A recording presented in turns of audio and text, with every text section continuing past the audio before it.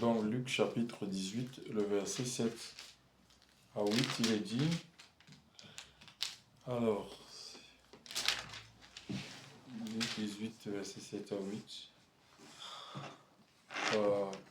et Elohim n'exécutera-t-il pas la vengeance de ses élus qui crient à lui jour et nuit, quoiqu'il use de patience envers eux?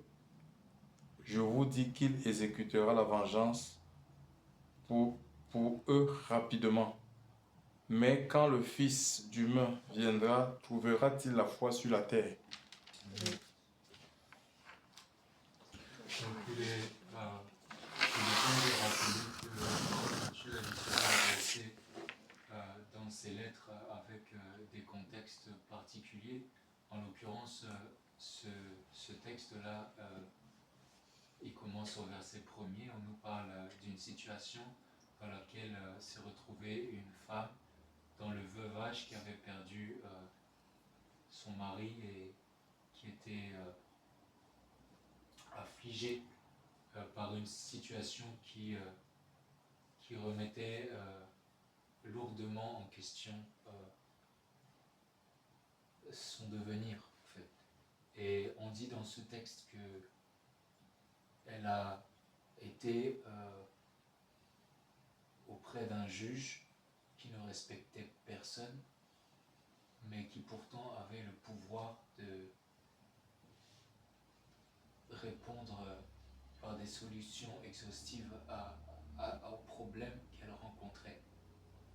Bien que ce juge n'avait pas la réputation d'user de bonté pour son peuple, à force de ces instances de cette femme, elle n'a pas relâché ses efforts, parce qu'elle croyait que tant qu'on ne lui viendrait pas en aide, elle continuerait à se battre. Et c'est ce qui s'est passé. Ce juge a fini par se repentir, en fait. Il est rentré en lui-même et il a décidé de soutenir cette femme. Et Dieu dit dans sa parole qu'il est à l'origine de la rétribution et de la vengeance pour tous ceux qui regardent les situations défavorables. Parce que quand on parle de vengeance, on parle d'un mal qui a été fait. Et nous vivons dans un monde où le mal prend de plus en plus d'ampleur dans la vie des êtres humains, quelles que soient leurs conditions, en fait. Il n'est pas question de regarder aux moyens que nous pouvons posséder, puisque le mal, il affecte tous les hommes. La Bible dit que le monde est couché dans le mal. 1 Jean chapitre 5, verset 19. Donc, ce que Dieu veut nous faire comprendre ici dans ce texte, c'est que bien qu'il n'agisse pas selon notre calendrier ou selon nos attentes, il agit toujours. Il est dit qu'il use de patience ici. Il use de patience, en fait. Et ce texte-là, il est riche en enseignements, parce que nous sommes tous éprouvés d'une manière ou d'une autre par des luttes, qu'elles soient intérieures, qu'elles soient spirituelles ou bien physiques, parce que nous souffrons, en fait, dans la chair, dans le corps de chair que nous avons, qui nous sert de revêtement, qui nous sert de véhicule, qui nous sert de temple, qui nous sert de moyen de locomotion, puisqu'il porte notre âme. Et nous avons beaucoup à souffrir de cette cohabitation entre l'âme et le corps. Ce n'est pas tous les jours facile de surmonter le mal par le bien, même dans les pensées. Parce qu'il y a une bataille dans les pensées, il y a une guerre dans les pensées. Et il arrive parfois que dans des états de faiblesse, nous nous retrouvons et nous ne parvenons pas à renverser les situations. Nous nous retrouvons dans des situations où nous sommes éprouvés au plus haut point, en fait. Et nous pouvons nous poser des questions de savoir quand est-ce que cela va finir et qu'est-ce que Dieu fait. Et vous voyez, ici il dit que comme cette femme, à l'image de cette femme qui avait importuné ce juge inique, elle l'avait importuné parce qu'elle savait pertinemment que ce juge avait reçu l'autorité sur la terre pour venir en aide. Ce juge, il avait reçu l'autorité, il avait les moyens de secourir cette veuve en fait. Et cette veuve le savait. C'est pourquoi elle a décidé d'importuner cet homme. Elle n'a pas eu froid aux yeux. Elle aurait pu se retirer au bout d'un moment en se disant que non, il va me mettre en prison parce que je ne peux pas avoir gain de cause d'un tel homme. Mais finalement, il a eu pitié d'elle en fait. Et le Seigneur dit que ses élus, ils crient à lui jour et nuit et qu'un jour, il exécute la vengeance pour eux en fait. C'est écrit. Je vous dis qu'il exécutera la vengeance pour eux avec rapidité. Vous voyez? Alors, ce sont des promesses, parce que la Bible renferme les promesses d'un Dieu qui n'agit pas selon qui n'agit pas forcément selon notre façon de voir les choses ou selon notre planning, parce que c'est indépendamment de notre volonté. Il est souverain, mais il finit toujours par agir parce qu'il est fidèle. Et ici, le Seigneur, il a soumis une prérogative, en fait. On pourrait penser que il n'y a pas forcément de rapport entre le début et la fin, mais pourtant, c'est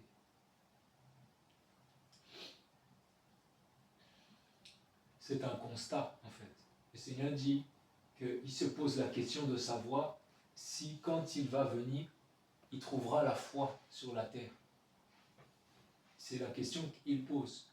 Parce que il constate que les besoins ne peuvent pas manquer. Les hommes connaissent en fait qu'il est capable, qu'il est puissant pour agir en leur faveur. Mais c'est souvent plus pour répondre à leurs besoins qu'ils s'approchent de lui, puisque en définitive, très peu ont la foi. Et c'est pourquoi le Seigneur dit ici, est-ce qu'il va trouver la foi quand il va revenir? Parce qu'il n'est pas question, en fait, de se préoccuper des choses qui sont imminemment. On a besoin des choses, on a besoin de répondre à ces besoins-là, dans l'instant présent, en cette année 2026. Oui, ce sont des choses qui sont importantes, mais les priorités que le Seigneur a pour nous, elles sont souvent différentes des nôtres, en fait. Parce que, au-delà du fait que nous comptons sur lui pour des problèmes de grande importance, il se soucie plus de nos âmes que des choses que nous avons à vivre sur la terre, bien que ce soit des situations déconcertantes. Mais c'est lui de toute manière qui nous tient, vous savez, parce que quels que soient les dires des hommes, même si les hommes peuvent nous condamner, c'est le Seigneur qui a l'autorité pour décider de vie ou de mort sur un être humain. Et même une maladie qui est condamnée, tant que le Seigneur n'a pas dit son dernier mot, l'être humain vivra de cette maladie, en fait. Et ce que Dieu dit ici, c'est que nous passons beaucoup plus de temps à chercher les bienfaits qu'il peut nous accorder que de chercher lui-même, en fait. C'est ça qui est écrit ici.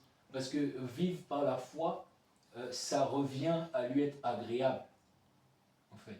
Il dit que sans la foi, personne ne peut être agréable au Seigneur.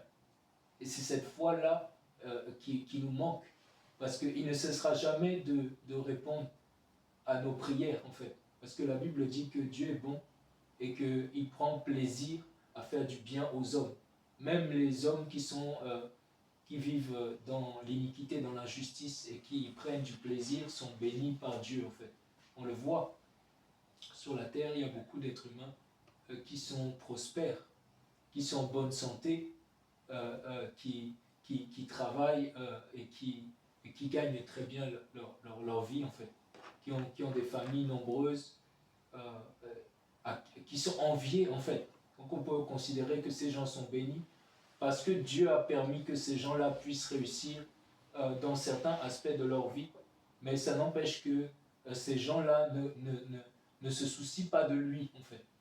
Et c'est ça qui est le plus important, parce que si tu n'as pas la foi, ce que tu as aujourd'hui, tu peux le perdre demain. Et si tu le perds demain et que tu perds ton âme parce que les priorités que tu avais étaient différentes de celles du Seigneur. Donc vraiment, il faut se soucier. Bien sûr que nous devons nous soucier de nos situations dans le présent, par rapport aux choses qui peuvent nous tourmenter, parce que nous vivons des temps difficiles. Nous rencontrons des problèmes, en fait. Il y a des gênes occasionnés par des manques dans nos vies, des situations que nous ne comprenons pas. Mais au-delà de ça, en fait, au-delà de ça, nous devons toujours nous souvenir que ce qui est le plus important pour le Père, c'est que nous ayons la foi. Et cette foi-là, c'est plus que la croyance. Cette foi-là, c'est une vie qui est renouvelée par la connaissance du Seigneur, par l'action puissante de son esprit, en fait. C'est l'action puissante de son esprit qui nous donne la foi, puisque plus le temps passe, plus on expérimente des choses avec le Seigneur en mettant en application, en mettant en pratique sa parole. Ça nous fait changer, ça nous amène à plus de compréhension, ça nous développe et ça nous amène à plus d'attachement. Et l'attachement, ça nous permet aussi de l'aimer. Et plus on aime le Seigneur, plus on sera en mesure, en fait, de nous libérer de tout ce qui peut nous occasionner dans nos vies, quels que soient les torts, quels que soient les préjudices, quels que soient les tourments, quelles que soient les injustices. Ces choses-là doivent quitter naturellement, en fait, à force de recevoir cette foi-là qui vient du ciel. Parce que dans le livre de 1 Pierre chapitre 1er, verset 13, verset 12, il est écrit que l'évangile, il a été prêché par le Saint-Esprit qui est descendu du ciel, en fait. Et c'est cet évangile-là dans lequel les anges désirent plonger leur regard. Vous voyez, comme on lit la Bible comme ça sur le papier, la Bible dit que les anges désirent plonger leur regard dans ce livre-là. Parce que le message qui est renfermé dans ce livre-là, c'est un message qui évoque la puissance du Seigneur et qui transforme, en fait. Et on n'a pas besoin d'autre chose que de chercher la présence de Dieu. Même si le Seigneur peut utiliser des hommes pour répondre à nos besoins, c'est vrai, c'est important. Mais le plus important, c'est la présence de Dieu lui-même. Et c'est cette présence-là qui vient à nous et qui nous libère des angoisses et qui nous donne la force de surmonter les moments difficiles que nous traversons et qui nous fait garder la tête haute, en fait. Parce que c'est ce qui est le plus important. Même si le diable veut ôter ta vie, il faut continuer à chercher, comme cette veuve-là. Regardez, je termine par là. C'est fort ce qu'il dit ici. Il dit, Elohim n'exécutera-t-il pas la vengeance de ses élus qui crient à lui jour et nuit? Vous voyez, c'est une exhortation. Parce qu'on ne doit pas se lasser de chercher, d'implorer ce Dieu-là qui nous a promis le bonheur. Il a dit dans sa parole, celui qui s'attache à lui, il demeurera au repos, il atteindra le bonheur. C'est une promesse. Dieu ne peut pas mentir à ses enfants en leur faisant miroiter des choses, des situations qu'ils ne vivront jamais, bien qu'ils aient pourtant cru. Non, c'est à nous de nous examiner. C'est à nous de chercher à vivre cet accomplissement, parce que Dieu n'est pas un menteur. Et il a dit que si nous persévérons, vraiment, ce sont des choses-là qui vont venir naturellement nous. C'est des choses que nos vies doivent attirer, en fait, à cause de l'obéissance à sa parole et de la foi que nous recevons en récompense. Le Seigneur vous bénisse.